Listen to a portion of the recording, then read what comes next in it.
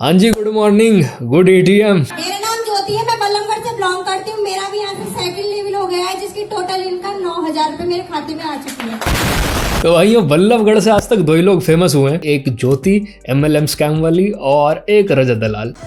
इस बात पे मैं आऊंगा, पर उससे पहले थोड़ा आज वीडियो का फॉर्मेट जो है वो रिएक्शन वाला होने वाला है, क्योंकि तुम लोग ने बहुत ज्यादा रिक्वेस्ट किया कि भाई we are missing your old personality, पूरा स्क्रिप्टेड मत करो, ये करो। तो ठीक है भाई, मेरी तो मेहनत कम होती है और मुझे ऐसा कंटेंट करने में कोई दिक्कत नहीं है, हम दोनों साइड बाय साइड चला सकते हैं। तो स्टार्ट करने से पहले मैं तुमसे थोड़ी जिम की बातचीत कर लूं। आजकल सारे लड़के जिम जा रहे हैं, बढ़िया शरीर बना रहे हैं, एंड आई होप इंस्टाग्राम पे अपने बॉडी को फ्लेक्स करके तुम 3-4 लड़कियां भी पटा चुके हो। पर जिम की तुम्हें एक मजेदार बात बताता हूँ कि जिम में वजन उठा के तुम कितना भी अपना शरीर बड़ा कर लो, उससे दिमाग में कोई बढ़ोतरी नहीं होती। कहने का मतलब ये है कि जो ट्रॉमास और जो इनसिक्योरिटीज लेके तुम जिम में घुसे हो ना, आज से 3 साल 4 साल बाद भी तुम्हारा शरीर कितना भी तगड़ा हो जाए, तुम्हारे दिमाग में वो इनसिक्योरिटीज और वो ट्रॉमा वैसे के वैसे वहीं के वहीं रहेंगे, जब तक तुम स्पेसिफिकली उन चीजों पे काम करना शुरू नहीं करते हो। तो जिम में सरवाइव करने के लिए एक बहुत ही सिंपल सा रूल है जो तुम्हें फॉलो करना है। जो स्टेरॉइड लगे हुए लड़के होते हैं ना, जो ऐसे फट रहे होते हैं, सारा टाइम वजन उठा रहे होते हैं, उनसे थोड़ा दूर रहो, क्योंकि ये एक नोन फैक्ट है कि स्टेरॉइड लगाने से गोटे छोटे हो जाते हैं, और क्योंकि इनके गोटे छोटे हो जाते हैं तो इनकी इनसिक्योरिटीज और बढ़ जाती है, और ऐसे में इनसे तुम कोई भी बात करोगे ये उस पर भड़क जाएंगे। तुम टाइम पूछ लोगे, ये तुमसे लड़ना शुरू कर देंगे। तुम इनसे बेंच मांग लोगे, ये लड़ना शुरू कर देंगे। तुम पंखा बंद कर दोगे, ये लड़ना शुरू कर देंगे। तुम म्यूजिक चेंज कर दोगे, ये लड़ना शुरू कर देंगे।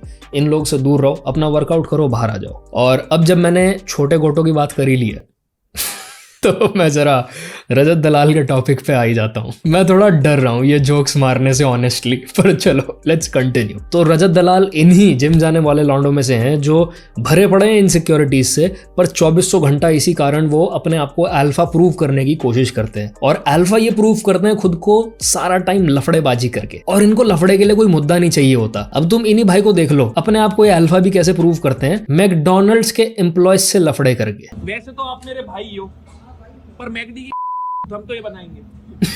लिखा कहाँ पे? अरे मेरा फोन मेरा कैमरा, हम बनाएंगे।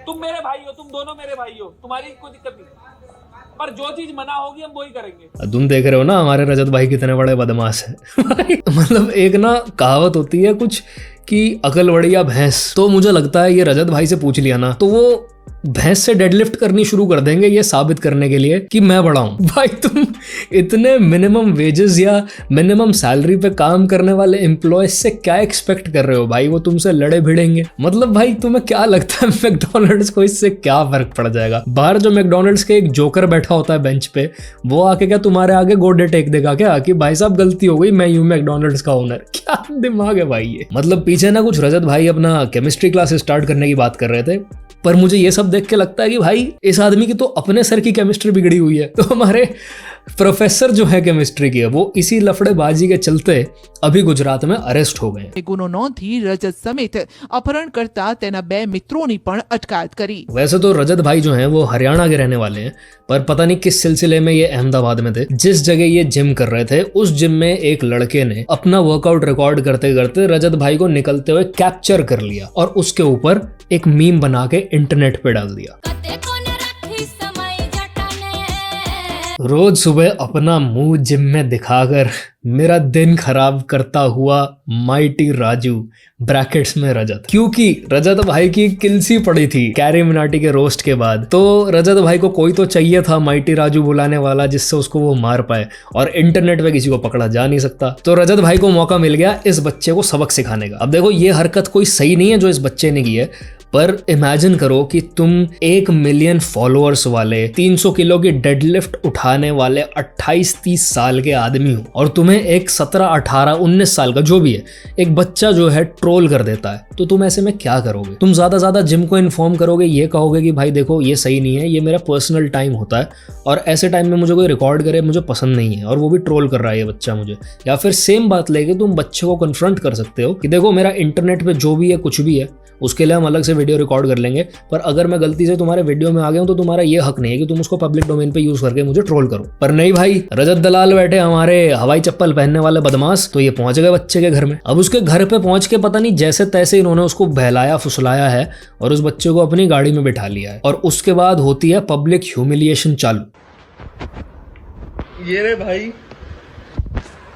व्हाट्सएप का लिंक डाल रहा हूँ, फॉलो कर लो, कंटेंट वहां है, यहाँ डालूंगा। कोई बात नहीं बेटा, कुछ नहीं हुआ, शांत हो जाओ।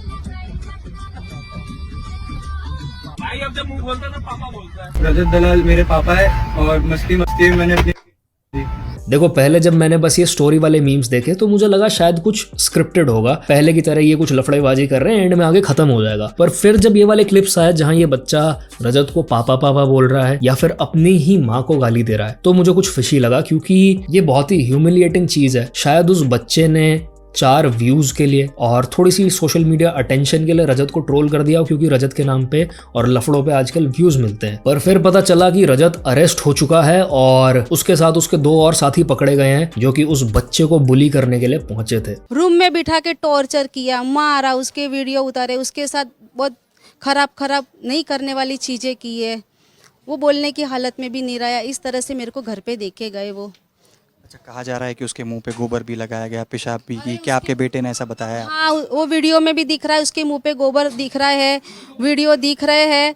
और पेशाब तो वो जब बाथरूम में तो कोई कैमरे नहीं लगे होते ना, उसको टॉयलेट वॉश करवाया, वहाँ कैमरे थोड़ी लगे होते, तुम मुंह पे करोगे तो थोड़ी आने वाला है वो चीज़। ऑल्दो इस चीज को कंफर्म नहीं किया जा सकता, पर सबसे ज्यादा डिस्टर्बिंग और सरप्राइजिंग चीज इस सब में यही थी कि उस बच्चे को बस पब्लिकली ऐसे ह्यूमिलिएट नहीं किया गया, उसको एक तरीके से टॉर्चर किया गया है। और अगर ये सब हुआ है तो तुम ये सोचो कि एक बच्चे की सेल्फ एस्टीम को किस लेवल का धक्का लग सकता है। रजत ने अपना बाथरूम भी साफ करवाया था, ऐसी बातें। हाँ, 100% उसने कोई कसर नहीं छोड़ी भैया। उसने यहाँ पे अवनी भवन पे उतारने के बाद मेरे को रिक्वेस्ट करवाई कि आप हाथ जोड़ो।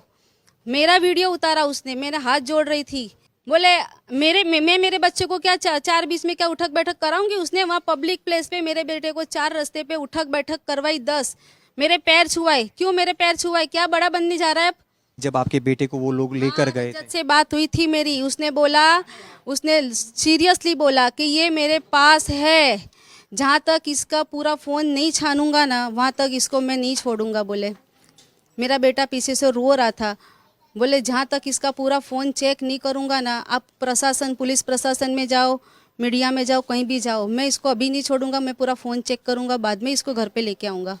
तुम इमेजिन करो एक बच्चे का सिचुएशन जो हर तरीके से, मतलब चारों डायरेक्शन से हेल्पलेस हो चुका है। एज किड्स हमें हमेशा ये लगता था कि हमारे पेरेंट्स हमें प्रोटेक्ट करेंगे, पर एक दिन तुम्हारे इंटरनेट पे कुछ ट्रोलिंग या मस्ती करने की वजह से एक इंसान आता है, वो लिटरली गुंडों वाली हरकतें करता है, तुम्हें घर से बहला फुसला के उठा लेता है, जो कि पहले तो एक तरीके से अबडक्शन का केस है, किडनैपिंग है एक तरीके से। और उसके बाद अगर जो ये बोल रही है वो सब सच है, तो तुम बस उस बच्चे का सिचुएशन इमेजिन करो कि उसको क्या लगेगा कि अब मतलब मेरे पेरेंट्स भी कुछ नहीं कर पा रहे, मैं हेल्पलेस हूँ, उनको नहीं पता मैं कहाँ हूँ, क्यों हूँ, कैसे हूँ, मैं कुछ नहीं कर सकता, और ये इंसान मेरे पेरेंट्स को भी धमका रहा है, उनको खुला बोल रहा है कि भाई मैं इसको नहीं छोड़ूंगा। मतलब ये कितना ट्रॉमेटाइजिंग हो सकता है। मैं बस तुम्हें ये कह रहा हूँ, ये सोच के देखो तुम। बोले अगर पुलिस में गए या मेरा नाम दिया, कोई भी आगे आया ना तो किसी को छोड़ूंगा नहीं। हमको परिवार को भी मारने की धमकी दी है कि कोई भी इसका मतलब हमारे खिलाफ कोई भी गया ना तो हम उसको छोड़ेंगे नहीं। पर हमको एक थोड़ा प्रोटेक्शन चाहिए। हमको डर भी लग रहा है कि अगर उनको बेल मिल गई तो हमको कोई नुकसान नहीं पहुंचाएंगे। मेरा बेटा डर गया है, उसको ऐसा लग रहा है कि वो छूट गया तो वापिस उसके पास कुछ ऐसा कुछ होगा नहीं ना, वो बहुत डर गया है। बट इसके बाद रजत दलाल का भी मेरे ख्याल से एक वीडियो आया है जिसमें उसने अपने जो एलिगेशंस हैं वो थोड़े से डिनाई किए हैं। ये आया हुआ है कि मैंने किसी के मुंह पे पेशाब करा है, एक जगह आया मैंने ब्रूटली किसी को मारा है, और एक था मैंने किसी से स्टूल साफ कराया है। मैं भी भाई इंसान हूँ और ये इंसानों वाले काम नहीं है, ये मेरे को बहुत अच्छे से चीज पता है। भाई मेरे को एक चीज बताओ, अगर मैं गलत हूँ और मैं गलत था तो मैं जेल से बाहर कैसे हूँ, मेरे को बेल कैसे मिल गई? जो हमारा पुलिस प्रशासन है उसको भी सारी चीजें समझ में आती है, किसने क्या चीज करी है क्या नहीं करी। कोर्ट में हियरिंग हुई थी, वहां पे एक जगह आया हुआ है कि मैंने मारपीट करी, उस लड़के के पूरे शरीर पे एक निशान नहीं है, सिंगल एक निशान। अच्छा, ये इस तरह की बातचीत जो है ये रजत पहली बार नहीं कर रहा है कि तुम प्रूव नहीं कर पाओगे या फिर तुम्हारे पास मेरे अगेंस्ट प्रूफ नहीं है और मेरे पास वीडियोज एंड ऑल। मेरे ख्याल से सिंगा के केस में भी ऐसी बात रजत ने की थी, और कैरी मिनाटी के भी केस में अगर तुम वीडियोज जाके देखोगे तो रजत ने बार बार एक ही बात बोली है, मुझे कितने ही दिन जेल में डाल लेंगे, कभी ना कभी तो बाहर आऊंगा, जब बाहर आऊंगा तब बताऊंगा। मतलब इस आदमी का वो एटीट्यूड ही ये है कि पुलिस तो मेरी जेब में है, और इसीलिए इस इंसान के ऊपर इसकी इन बातों के साथ अब भरोसा करना मुश्किल हो गया। इनिशियली जब सौरभ सिंह के ऊपर मैंने एक वीडियो बनाया था, सिंघा जिसका नाम है, तो रजत दलाल ने उसको एक्सपोज किया था उसके स्टेरॉइड यूज के लिए और ये सब, और I was all for that, क्योंकि ये फिटनेस इन्फ्लुएंसर्स सालों साल बेवकूफ बनाते रहते हैं, बच्चों को मिसगाइड करते रहते हैं, अनरियलिस्टिक एक्सपेक्टेशन देके कि तुम इतने से टाइम में इतनी बॉडी बना लोगे। तो जब रजत दलाल ने उस चीज को एक्सपोज किया और वो उसके अगेंस्ट बोल रहा था, तो मुझे भी जेन्युइनली वो चीज सही लगी। बट उसके बाद जो रजत दलाल का जो फॉलो अप एटीट्यूड रहा है ना बहुत सारे केसेस में, जो चाहे कैरी मिनाटी का हो गया या फिर कुछ मैंने रील्स देखे हैं जहां रजत दलाल ने उठा के किसी की बाइक फेंक दी,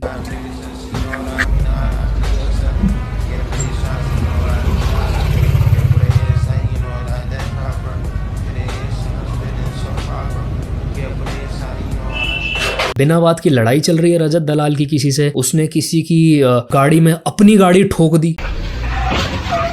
हम करवा लेंगे अपनी कल सही, करवा लियो इसे बेटी सही, और दिख गया तोड़ के हाथ में दे दूंगा। मतलब पर ऐसा इंसान मेंटली स्टेबल तो नहीं है और उसकी ऐसी बातों पे भरोसा नहीं किया जा सकता। मेरा पॉइंट सारा ये है। हियरिंग के दौरान उनके वकील के पास एक सिंगल प्रूफ नहीं था किसी भी चीज का। मेरे पास वीडियोस हैं, व्लॉगिंग कर रहा था उस टाइम, कि वो लड़का आके खुद मेरी गाड़ी में बैठा, उस लड़के को उसकी मम्मी के पास जब छोड़ के आया हूं ना, उसकी पूरी प्रॉपर रिकॉर्डिंग है। उसके पास एक सिंगल भी एविडेंस नहीं है जिसके बेस पे वो ये बोल सके कि रजत दलाल ने कुछ करा है।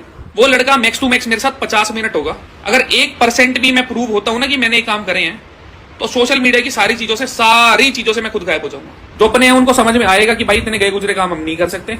एक आधी हियरिंग में सारी चीज क्लियर होगी। उन्हें पता तो लगना चाहिए कि उन्होंने कहां पे हाथ मारा है। डिफेमेशन का मैं दिखाता हूं, उसके बाद लीगली क्या चीज। अब ये डेफेमेशन वाली जो बात बोली ना, इस बात पे मैं एक बार रजत दलाल की आ जाता हूं। पर तुम ये सोचो कि लीगल सिस्टम जो है ना वो इतना स्ट्रांग नहीं है और उसको मैनिपुलेट करने वाले बहुत लोग बैठे हैं। ये मेरे ख्याल से पुणे का जो अभी रिसेंट केस हुआ है उससे बहुत इजीली पता लगाया जा सकता है कि कैसे एक लड़का, 17 साल का लड़का, अंडर एज लड़का गाड़ी चला रहा है, वो भी ड्रिंक करके। तो सबसे पहले तो यहाँ पे ये बात उठती है कि उसको क्लब्स में कौन घुसने दे रहा है, उसको ड्रिंक कौन करने दे रहा है अंडर एज बालक को, और उसके बाद वो गाड़ी चला रहा है और फिर वो गाड़ी ओवर स्पीड करके जब उससे कंट्रोल नहीं होती तो उसकी वजह से 2 लोगों की डेथ हो जाती है जो रात में सड़क पे होते हैं, एक लड़का और एक लड़की। और उसके बाद जब उसकी कोर्ट में ट्रायल्स होते हैं, जब हियरिंग होती है, तो जज भी खरीदा हुआ है उसके पिताजी ने, क्योंकि वो एक बड़े बिल्डर का बेटा है। और वो जज उसको बोलता है कि आप 300 वर्ड्स का एस्से लिख दो ट्रैफिक रूल्स पे और that's punishment enough for you. हमारे देश में लॉज बस और बस अंडर प्रिविलेज्ड लोग और सर्विस क्लास के लिए एग्जिस्ट करते हैं। जिसके पास पैसा और कॉन्टैक्ट्स, बेसिकली जिसके पास रिसोर्सेज है ना इस लॉ को और इस सिस्टम को मैनिपुलेट करने के लिए,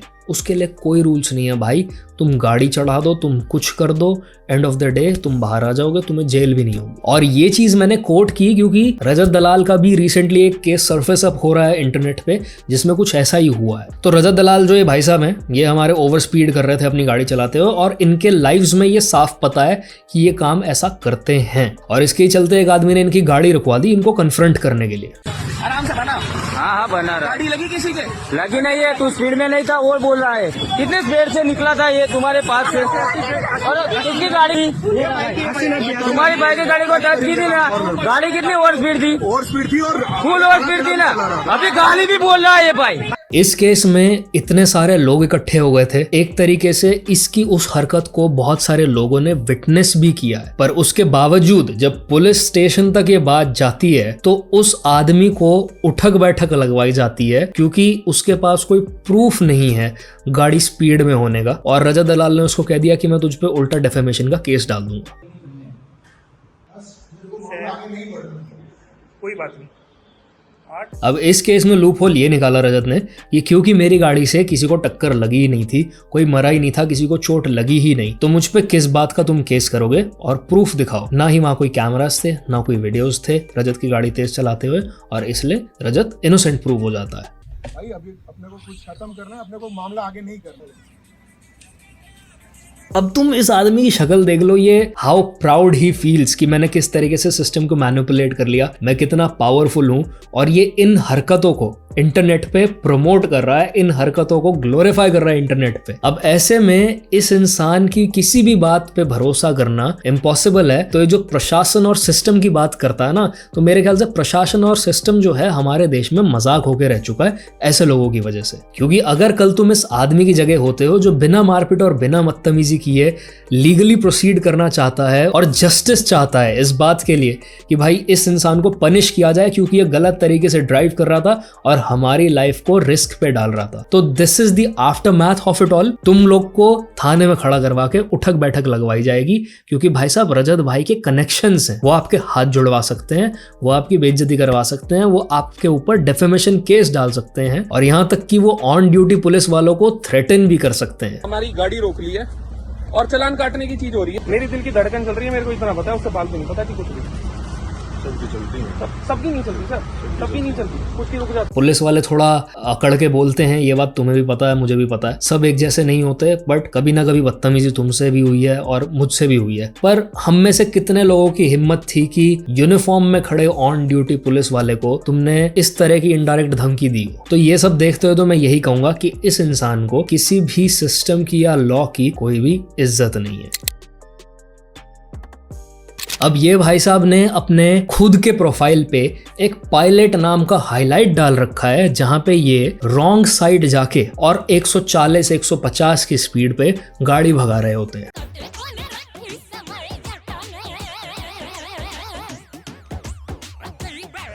it's all about control over your heart beat. एक हाथ से ड्राइव और एक हाथ से रिकॉर्डिंग, दो हाथ ड्राइविंग पे होते तो और बेटर होती। मतलब ये आदमी का ब्रो साइंस किस लेवल तक जा सकता है मैं नहीं समझता हूं, पर क्लियरली लॉजिक डिबेट करना तो is a waste of time with him. Opposite में 140, क्या बात है, स्टड बंदा है नहीं है। उस दूसरी सामने से आने वाली गाड़ी में शायद बच्चे भी हो सकते हैं, किसी की बीवी भी हो सकती है, कुछ भी हो सकता है, पर नहीं भाई, हम तो रॉन्ग साइड 140 भाई टोरा देखो। और कल ये बंदा जब कोई इस पे एलिगेशन लगाएगा ना इस बात की, ये डिनाई कर देगा क्योंकि तुम्हें दिख ही क्या रहा है, तुम्हें एक हाथ दिख रहा है, एक स्टीयरिंग दिख रहा है, प्रूफ कैसे कर दोगे कि रजत दलाल स्टीयरिंग के पीछे? This is how easy it is for this person to deny all of the allegations. ये बंदे ने बहुत अच्छे से लॉ को समझ रखा है इंडिया में, और ये समझ रखा है कि कैसे उसकी लेनी देनी की जा सकती है। अब एक और जो कम्युनिटी में कॉन्वर्सेशन चल रहा है वो ये है कि रजत के साथ बहुत सारे लोगों ने कोलैब किया, रजत के साथ बहुत सारे लोगों ने पॉडकास्ट किए, तो ये सब लोग रिस्पॉन्सिबल हैं रजत की इन हरकतों के लिए। मेनली थगेश का नाम इसलिए इसमें घिसा गया क्योंकि थगेश ने एक लफड़ा सेंट्रल नाम के शो में रजत दलाल के साथ कोलैब किया था, एंड ऑब्वियसली थगेश के काफी सब्सक्राइबर्स हैं, तो उसको इस बात के लिए रिस्पॉन्सिबल माना गया कि आप इस तरह के बिहेवियर को प्रमोट कर रहे हो, आप ऐसे लोगों को अपने शो पे बुला रहे हो और गुंडों को ग्लोरीफाई कर रहे हो। अब मैं इस बात से बिल्कुल डिसएग्री करता हूं क्योंकि लफड़ा सेंट्रल में मस्ती थी क्योंकि वो एंड ऑफ द डे एक शो ही है, बट उस शो में थगेश ने बहुत सारे कन्फ्रंट करने वाले भी क्वेश्चंस रखे हैं रजत दलाल के आगे, बट क्योंकि Rajat Dalal was a guest on that show तो ऑब्वियसली थगेश बदतमीजी करनी नहीं शुरू कर देगा। वो थगेश है, वो एक यूट्यूबर है, उसके शो का नाम आपकी अदालत नहीं है। दलाल को जिंदगी से प्यार नहीं है, 150 की स्पीड में गाड़ी भगाता है। एक गाड़ी की लिमिट है 200-250, चलाने के बनी है ना। अगर रोड पे 80 की लिमिट कहीं लगा दी, किसी इंसान ने लगाई है ना, ऊपर वाले ने नहीं लगाई। अगर 150 पे मेरा कंट्रोल, मेरा फोकस वो है जो एक नॉर्मल आदमी का 80 की स्पीड पे होगा, तो इसमें मेरे लिए एडवांटेज है ना। वो ऊपर वाले की मेरे पे एक ब्लेसिंग है, या मैंने अपने मेंटल एस्पेक्ट पे उतना काम करा है, अपने रिफ्लेक्स पे, कि मैं इतनी जल्दी डिसीजन मेकिंग ले सकता हूँ, कहाँ से काटनी है, कहाँ रोकनी है। भाई मतलब मैं क्या बोलूं, मतलब इस बात में लॉजिक कहाँ पे है, पहले तो मुझे ये बताओ। इंडिया में ऐसे एक्सप्रेसवे और हाईवेज अभी नहीं बने हो जो इतने खुले और इतने खाली हो कि आप उस स्पीड पे बाइक्स और गाड़ियों को भगा पाओ। लोग यहाँ पे सुपर बाइक भी चलाते हैं 1500 या 1000 सीसी की, वो उन बाइक्स को 300 की स्पीड पे उड़ाना शुरू नहीं कर देते। एक प्रो राइडर नाम के बंदे ने शायद उड़ाई थी और वो आज की डेट में दुनिया में नहीं है। बात रह गई आपके रिफ्लेक्सेस की। अगर आपके रिफ्लेक्सेस भाई साहब इतने अच्छे हैं ना, तो आप जाओ F1 रेस में पार्ट लो, आप रिले रेसेस खेलो, मतलब आप कुछ ऐसा काम करो जहां आपके रिफ्लेक्सेस टेस्ट हो पाए। अगर आप इतना ज्यादा गॉड गिफ्टेड हो, जाओ बॉक्सिंग करो। करो, देखते हैं आपके रिफ्लेक्सेस कितने अच्छे हैं, आपके नेक वर्क को देख के पता चल जाएगा आप कितने पंचेस डॉज कर पा रहे हो। पर नहीं, हम ये सब नहीं करेंगे, हम चप्पल पहन के थार चलाएंगे और ट्रैफिक रूल्स को तोड़ेंगे, क्योंकि वो काम करके हमें रश मिलता है। और भाई साहब आपको एक बात बता दूं मैं, आप अपने रिफ्लेक्सेस की वजह से नहीं बच रहे हो, आप बच रहे हो क्योंकि जो आसपास के लोग होते हैं ना, जब आप बीच में से सांप की तरह गाड़ी काट रहे होते हो तो वो लेफ्ट राइट एकदम से अपनी गाड़ी को मोड़ते हैं। ये उनके रिफ्लेक्सेस हैं, ये उनका एक्सीडेंट होने का डर है, ये उनके गाड़ी तेज या स्लो करने की वजह से है कि आप निकाल पाते हो, क्योंकि वो एक बेवकूफ इंसान की वजह से खुद की और खुद की फैमिली की लाइफ जो है रिस्क में नहीं डालना चाहते। It's not your reflexes that are saving you, it's other people's awareness. But coming back to, क्या यूट्यूबर्स या क्या थगेश इस चीज के लिए स्पेसिफिकली रिस्पॉन्सिबल है क्योंकि उसने रजत दलाल को अपने शो पे बुलाया? तो इसके ऊपर थगेश ने खुद एक वीडियो में थोड़ा सा बातचीत की है, एक बार वो देख लो। अगर मेरे इतने सारे गेस्ट में से कल को कोई भी गेस्ट जाके कोई क्राइम कर दे, कोई भी गेस्ट जाके किसी का खून कर दे, तो मेरी जिम्मेदारी थोड़ी होगी? ऐसे तो न्यूज चैनल पे कितने बड़े बड़े कैसे कैसे लोग आके गए, क्या न्यूज चैनल का गलती हुआ? इस हिसाब से मतलब अगर कल को कोई गेस्ट सीएम बन जाए या बड़ा फिल्म एक्टर बन जाए, उसका क्रेडिट तो मेरे को ही मिलना चाहिए। तुम सबने एक शो देखा होगा रोडीज, बहुत फेमस शो है, उसके ऊपर एक सुशील कुमार के रेसलर आए थे किसी टाइम पे, कुछ टाइम जज बैठे थे उस पे। उसके बाद पता चलता है कि सुशील कुमार एक मर्डर केस में इन्वॉल्व हो गए हैं एंड उन्होंने अपने किसी जूनियर रेसलर का मर्डर कर दिया है, जिसके चलते उनको तिहाड़ जेल में उम्र कैद हो गई है। इसके लिए कौन रिस्पॉन्सिबल है? क्या रणविजय रिस्पॉन्सिबल है? नेहा धूपिया रिस्पॉन्सिबल है? प्रिंस रिस्पॉन्सिबल है? रोडीज की टीम में से कोई भी रिस्पॉन्सिबल है? भाई जब वो बंदा रोडीज पे आया था, he was an Olympic medallist, वो बंदा नोन था, उसने हरियाणा का नाम किया था, he was a known wrestler. पर अगर वो वहां से जाके कोई क्रिमिनल एक्टिविटी कर देता है तो इसमें रोडीज की टीम की या उस चैनल की या उस शो के डायरेक्टर्स की कोई भी गलती नहीं है। उससे पहले उसका कोई क्रिमिनल पास्ट नहीं था, पर उसके बाद भी थगेश का नाम बार बार इसलिए रगड़ा जा रहा है इस पूरे कंट्रोवर्सी में क्योंकि ऑब्वियसली थगेश के पास सब्सक्राइबर्स ज्यादा हैं और उसका नाम बार बार लेने से क्लाउट मिलता है थोड़ा सा। तो बिना बात उंगली करो और थोड़े से व्यूअर्स बढ़ा लो अपने।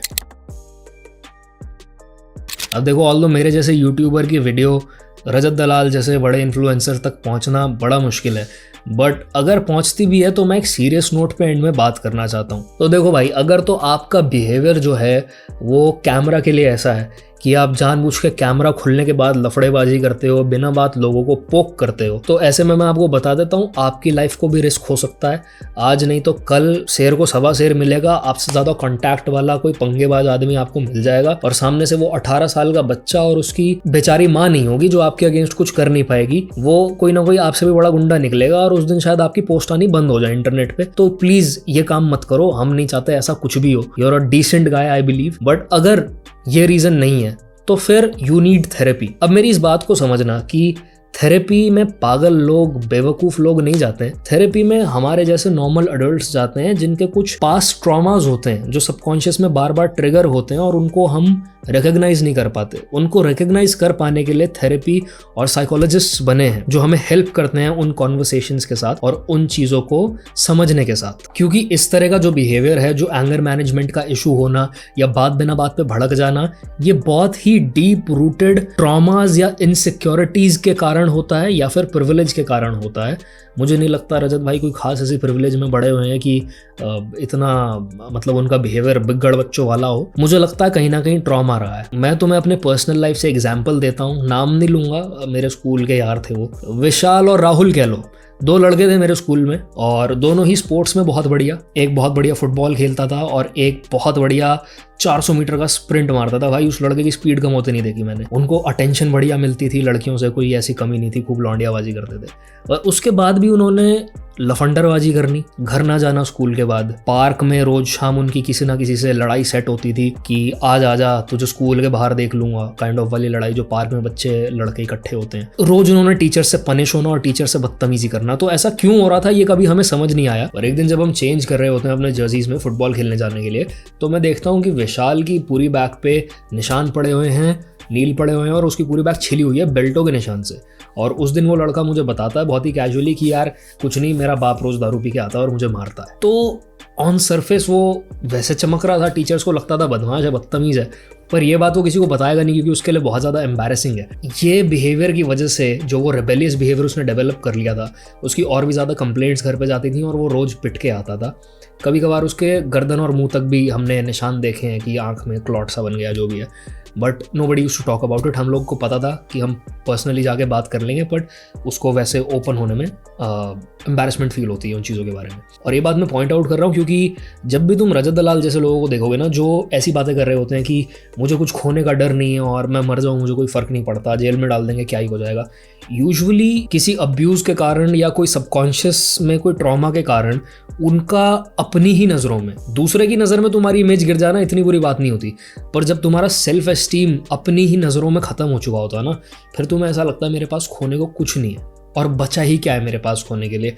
यूजुअली ये एक चीज़ होती है तुम्हारे सबकॉन्शियस में कहीं ना कहीं जो इस तरह के बिहेवियर को प्रमोट करती है। तो वैसे तो मैं अज्यूम ही कर रहा हूँ, पर अगर रजत भाई अगर आप किसी भी बात से इसमें रिलेट कर रहे हो और आपको कोई बात चुभ रही है तो ये इस बात का साइन है कि यू नीड हेल्प। ये प्रॉब्लम वक्त के साथ बढ़ती ही जाएगी और आप कभी भी अपने एंगर मैनेजमेंट इश्यूज़ और इस तरह के रिएक्टिव नेचर की वजह से कभी भी एक स्टेबल हैप्पी रिलेशनशिप में नहीं आ पाओगे, एक स्टेबल हैप्पी लाइफ नहीं जी पाओगे। दुनिया से लड़ना और बात हो जाती है और अपने दिमाग से लड़ना और बात हो जाती है, जो कि 24 घंटा नियर इम्पॉसिबल है। तो उल्टी साइड गाड़ी चलाना, सारा टाइम मरने मराने की बातें करना, सारा टाइम लफड़े करना, या तो मैं मानता हूँ बस कैमरे के लिए है, पर क्लियरली आप करके दिखा रहे हो ये सब, तो मुझे लग रहा है ये बॉर्डरलाइन सुसाइडल टेंडेंसीज़ हैं।